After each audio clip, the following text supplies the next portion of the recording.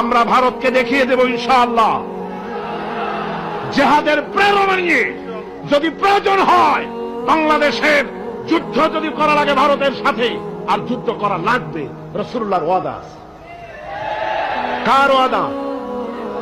নাসাই শরীফ, ইবনে মাজাহ, এই তার দুটি হাদিসের মধ্যে হযরত আবী হুরায়রা রাদিয়াল্লাহু তাআলা আনহু বর্ণিত হাদিস রয়েছে। বলেছেন দুই শ্রেণীর লোক কিয়ামতের দিন জাহান্নাম থেকে মুক্ত হয়ে যাবে। এক শ্রেণী হচ্ছে যারা ঈসা আলাইহিস সালামের সাথে সাথী হয়ে যারা লড়বে আর শহীদ হবে, কিয়ামতে তারা জান্নাতে যাবে, জাহান্নাম থেকে মুক্ত। আর দ্বিতীয় শ্রেণী, ভারতের সঙ্গে একটা যুদ্ধ হবে, রাসূল বলেছেন হিন্দুস্তানের সঙ্গে একটা লড়াই হবে। ওই লড়াইয়ে যারা শহীদ হবে, রাসূলুল্লাহ বলেছেন কিয়ামতের দিন জাহান্নাম থেকে আল্লাহ মুক্ত করে দেবে।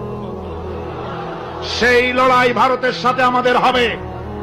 ওই লড়াই